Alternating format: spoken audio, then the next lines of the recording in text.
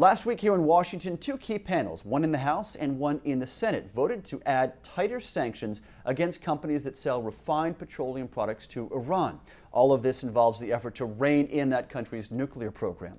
This afternoon, Clean Skies reporter Dan Goldstein is joining us. And Dan, bottom line here, will this effort work, or do you think the U.S. needs even more cooperation worldwide, that is getting China and Russia on board? Well, exactly right, Tyler, and certainly Iran is counting on what it thinks is the U.S. inability to get that kind of international cooperation from China and from certainly Russia. Now, and you keep in mind where Iran is in the scope of things. It's obviously the world's very concerned about its nuclear program. Iran, of course, is the fourth largest oil producer, but they do have one key weakness, and that is they only produce about 25% of their internal demands for refined products like gasoline.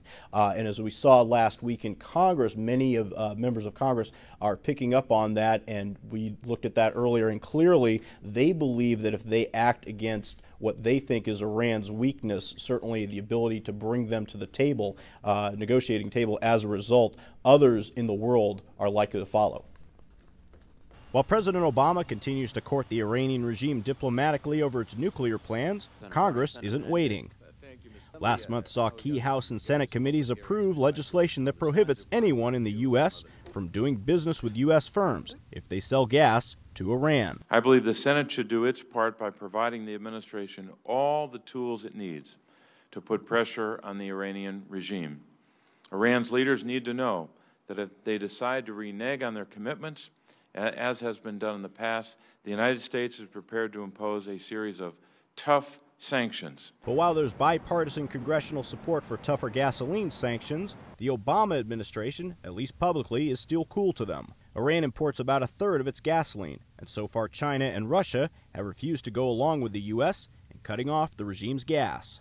We still have not reached a firm judgment on whether that would be the best way to go, in part because we need a better understanding of what the efficacy would be, in part because it would depend on the degree to which others participated in this. Obviously, this is a hard thing to do. Frustrations are growing from even some of the president's ardent supporters, where Congressman Brad Sherman, a backer of the gasoline sanction plan, is waiting on the Obama administration to act.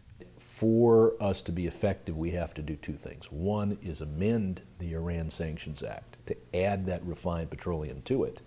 But then we need an administration who enforces the Iran Sanctions Act. And in fact, the last three administrations have deliberately failed to carry out existing law. So putting icing on a cake matters unless the cake is in the freezer. The White House effort to get an agreement with Iran may ironically have gotten more complicated after President Obama was awarded the Nobel Peace Prize. While many observers said the preemptive diplomatic strike by the Europeans could hurt the president, Sherman wants to stay positive. No, I think it's helpful if Nixon could go to China. A man anointed by the Norwegians and the world as a man of peace can say, I am a man of peace, but now we have to take aggressive action.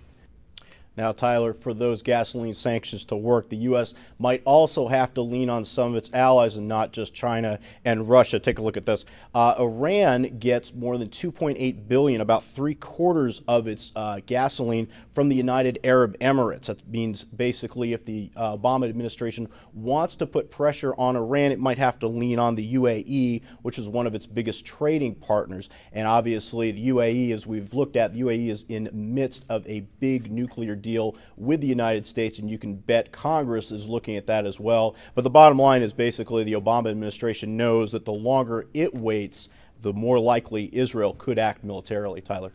Good point, Dan. We talked about what foreign countries may do. What about some of the international companies that would potentially be affected by this congressional action? Yeah. Well, interestingly enough, Tyler, in the last couple of weeks, we have seen some movement on that. Royal Dutch Shell PLC last week said it would comply with international rulings on gasoline sales to Iran as part of the UN sanctions already in place there. And also, just today, Statoil of Norway said they would not do any further business with Iran. In fact, spokeswoman Maria Dotterud said, quote, "We will not, in the current situation, make any further investment in Iran. There's one more company out there, obviously, that the administration, or I should say at least Congress, would like to see take some action, and that is Vitol. If you recall, Vitol was one of the companies that was awarded a Strategic Petroleum Reserve contract during the waning days of the Bush administration, and a lot of members of Congress did not like that because Vitol still sells a lot of gasoline to Iran. I think that's probably going to be one of the big targets coming up, Tyler.